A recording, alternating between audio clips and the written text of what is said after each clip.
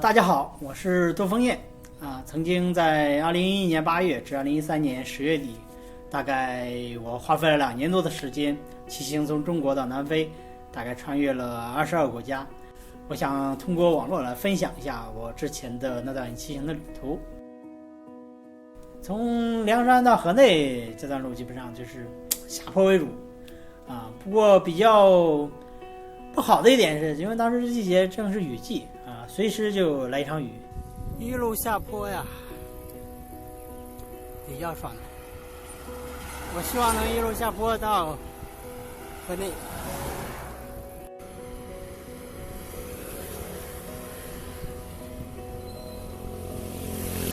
这里的车开得非常快，然后路上积水特别多，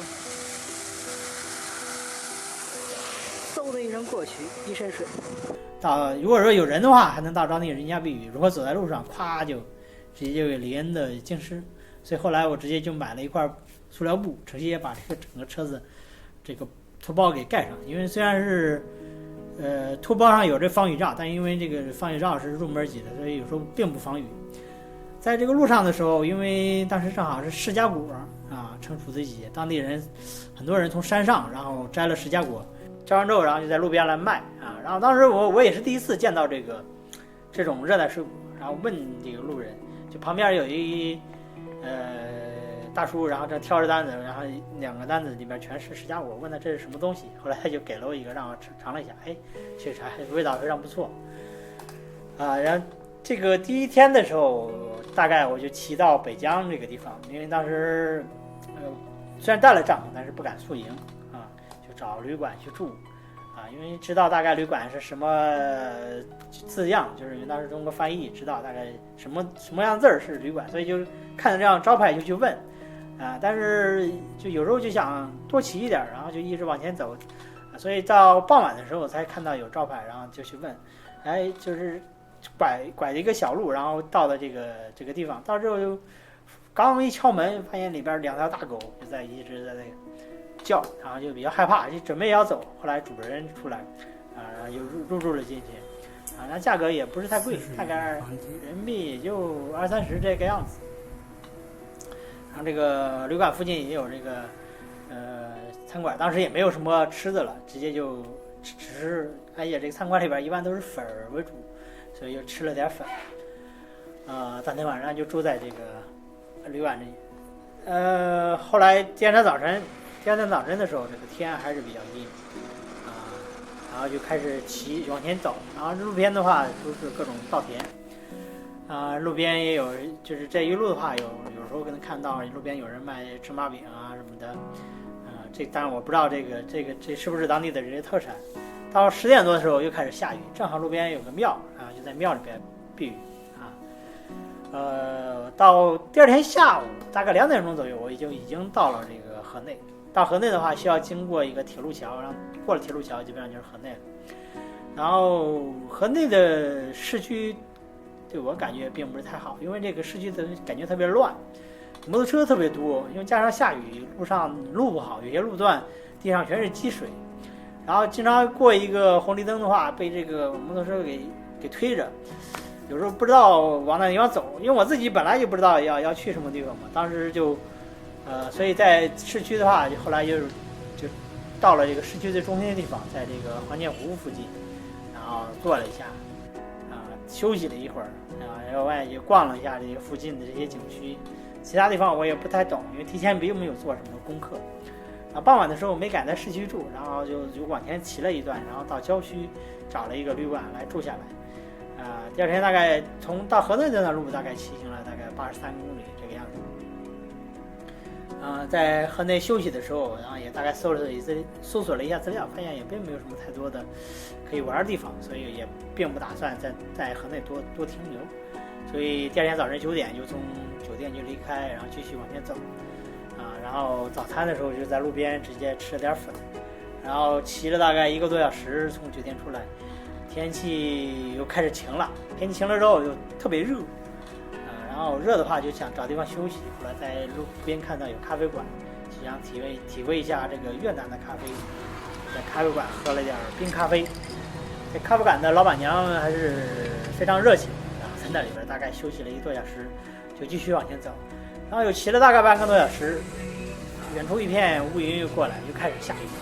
就在路边的这个商店雨小了之后，又往前走了一段，发现附近有一个教堂，教堂这个感觉还不错，因为下过雨之后空气还比较清新，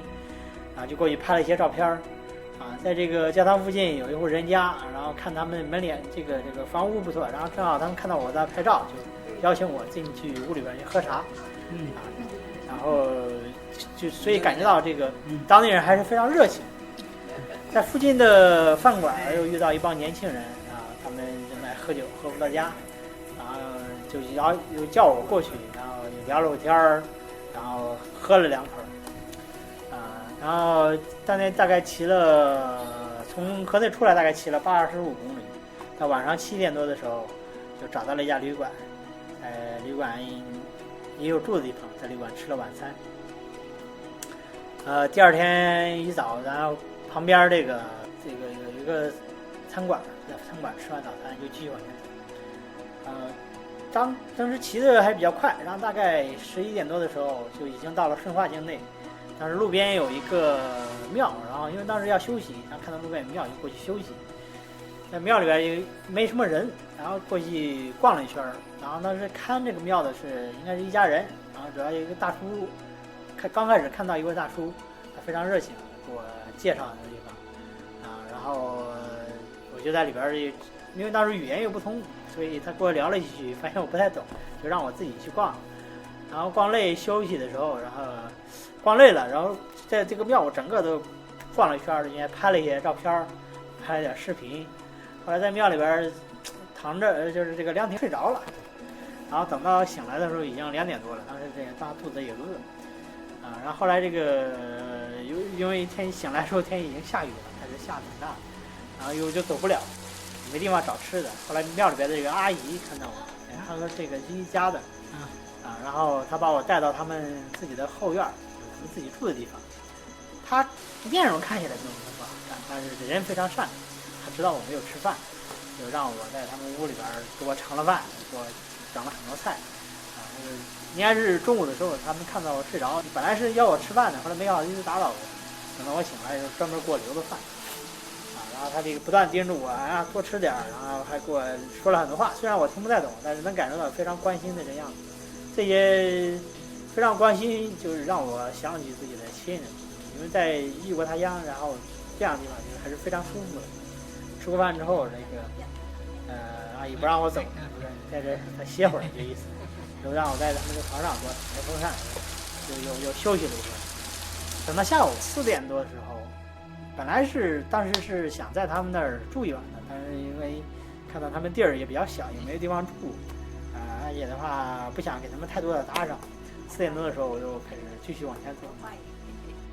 因为那天大部分时间都睡了，所以这骑的不多，大概骑了66公里的样子。后来找了一个比较便宜的小旅馆又住下了。